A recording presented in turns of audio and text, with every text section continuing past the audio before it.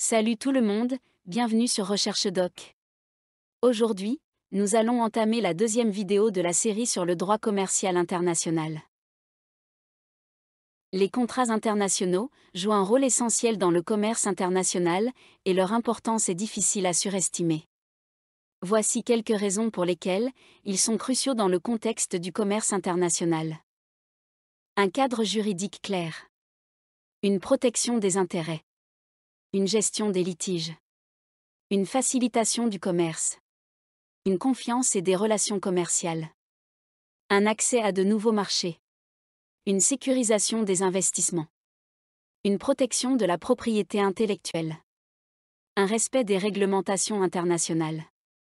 Et l'opportunité d'innovation.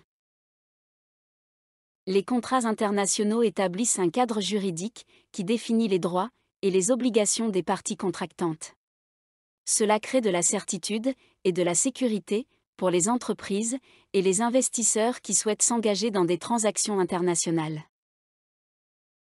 Les contrats permettent aux parties de protéger leurs intérêts en précisant les modalités de la transaction, les conditions de paiement, les délais, les garanties, etc.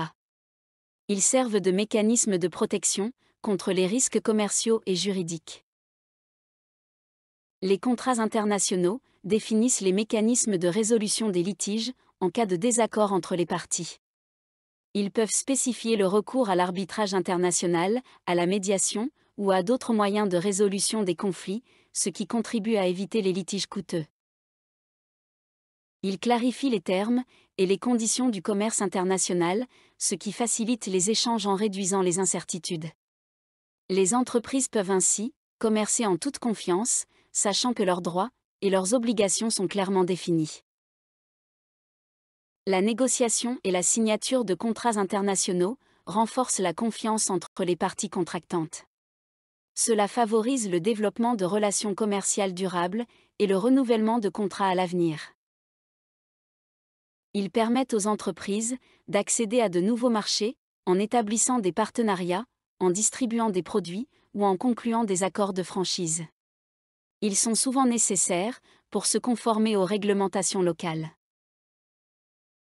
Les contrats internationaux sont essentiels pour les investissements internationaux car ils définissent les droits de l'investisseur étranger dans le pays hôte. Cela inclut la protection contre l'expropriation, la garantie du libre transfert de fonds et d'autres garanties. Ils jouent également un rôle clé dans la protection de la propriété intellectuelle.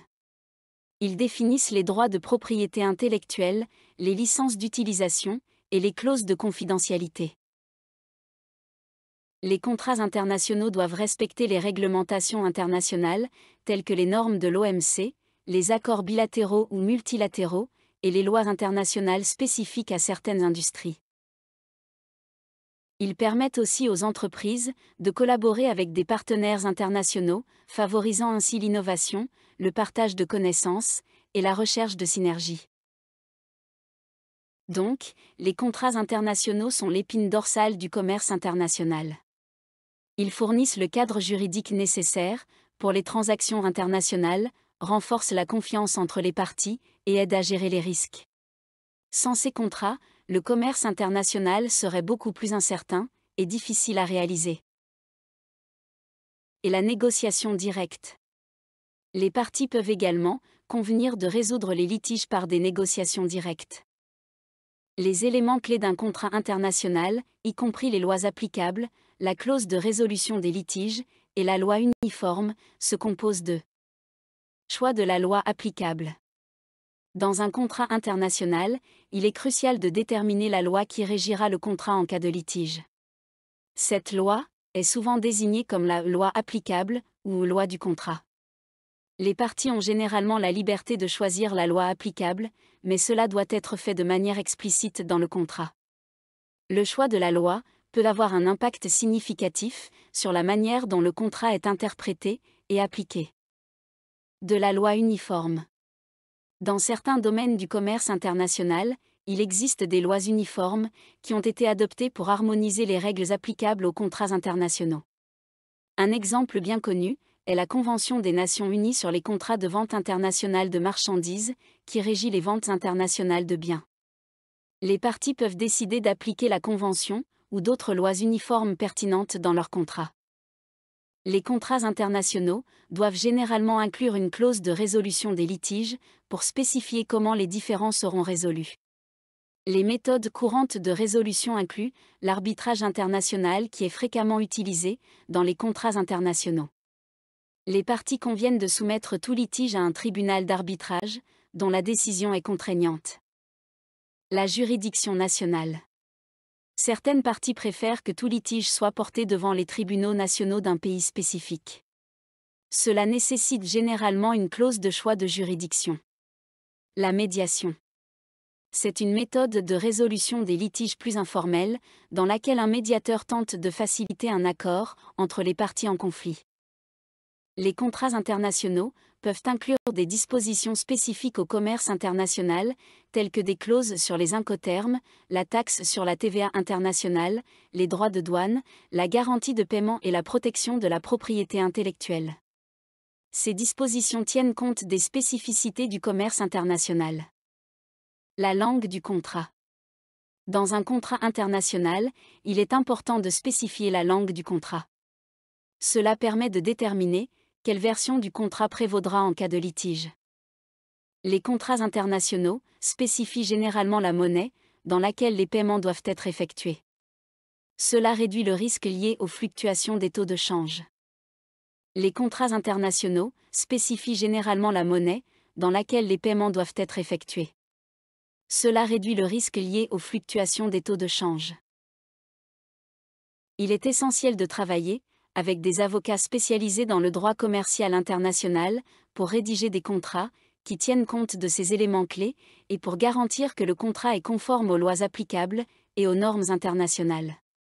Un bon contrat international peut contribuer à minimiser les risques et à garantir des transactions en toute sécurité dans le cadre du commerce international.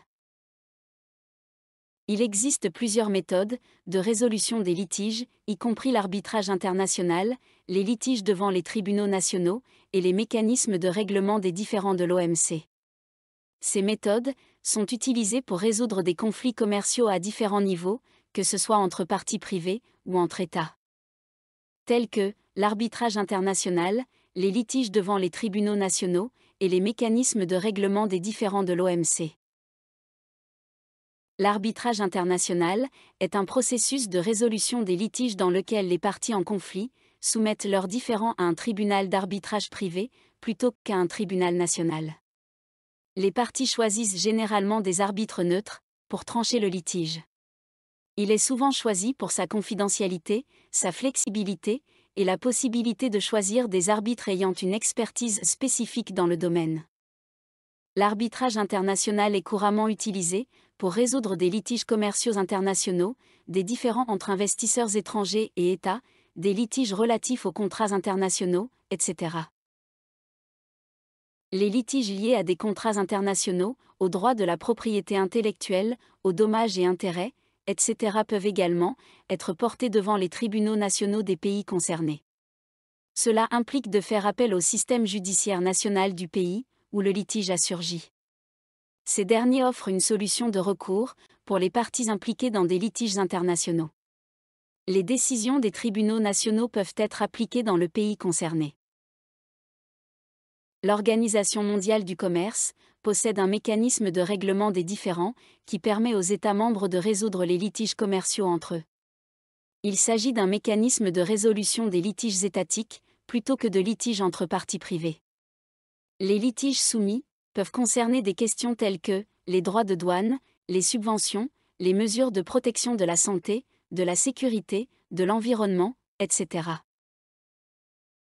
Donc, ces méthodes sont utilisées pour résoudre une grande variété de conflits dans le domaine du commerce international. Le choix de la méthode dépend souvent des circonstances particulières du litige, des préférences des parties en conflit et des dispositions contractuelles ou des accords internationaux pertinents. Chacune de ces méthodes a ses avantages et ses inconvénients, et le choix de la méthode la mieux adaptée dépendra du contexte spécifique du litige. Voici des exemples concrets. L'affaire Apple contre Samsung, ces deux géants de la technologie ont été engagés dans des litiges internationaux sur la propriété intellectuelle pendant des années. Les tribunaux dans divers pays ont statué sur des questions de brevets et de droits d'auteur concernant les smartphones et les tablettes. Ainsi que le cas d'un litige de plusieurs centaines de millions de dollars ayant opposé Bausch Health Company, société canadienne, et sa filiale Salix Pharmaceuticals à l'italien Alfasigma, concernant le développement d'un antibiotique. Le droit commercial international favorise la croissance économique en permettant aux entreprises de participer à des échanges internationaux, ce qui augmente la demande pour les produits et services nationaux. La création d'emplois. Le commerce international génère des emplois, tant directement dans les secteurs exportateurs que dans les industries connexes, qui soutiennent le commerce international, tels que la logistique, le transport et la finance. Les entreprises qui accèdent à de nouveaux marchés internationaux ont la possibilité de se développer, d'innover et de diversifier leurs opérations, ce qui contribue à leur croissance. Les entreprises peuvent accéder à un public plus large à l'échelle internationale, ce qui leur permet de vendre leurs produits et services à des consommateurs dans le monde entier. Les marchés émergents offrent souvent des opportunités de croissance plus importantes que les marchés matures, et le droit commercial international facilite l'accès à ces marchés. La production à plus grande échelle est souvent facilitée par le commerce international, ce qui peut réduire les coûts de production unitaires et accroître la compétitivité des entreprises. Le commerce international permet d'accéder à des matières premières, à des technologies, à des compétences et à des capitaux provenant d'autres régions du monde, ce qui peut renforcer la compétitivité. Le commerce international favorise le transfert de technologies, de connaissances et de meilleures pratiques entre les pays, ce qui peut stimuler l'innovation et l'amélioration de la productivité. La concurrence internationale incite les entreprises à innover pour rester compétitives sur les marchés mondiaux, ce qui profite à l'économie dans son ensemble. Le commerce international permet aux pays de se spécialiser dans la production des biens et services pour lesquels ils ont un avantage comparatif, ce qui favorise une allocation plus efficace des ressources, et les consommateurs ont accès à une plus grande variété de produits et de choix en raison du commerce international. Il peut contribuer à réduire la pauvreté, en créant des opportunités économiques, en augmentant les revenus et en améliorant les conditions de vie, en particulier dans les pays en développement. Il peut également favoriser le développement de compétences, de l'éducation et de la formation, ce qui est essentiel pour améliorer les perspectives d'emploi et les revenus. Donc, le droit commercial international est un moteur de croissance économique, d'innovation et de prospérité à l'échelle mondiale. Il offre des avantages significatifs en favorisant l'accès à de nouveaux marchés, en stimulant les opportunités d'affaires et en améliorant le niveau de vie, tant des entreprises que des individus.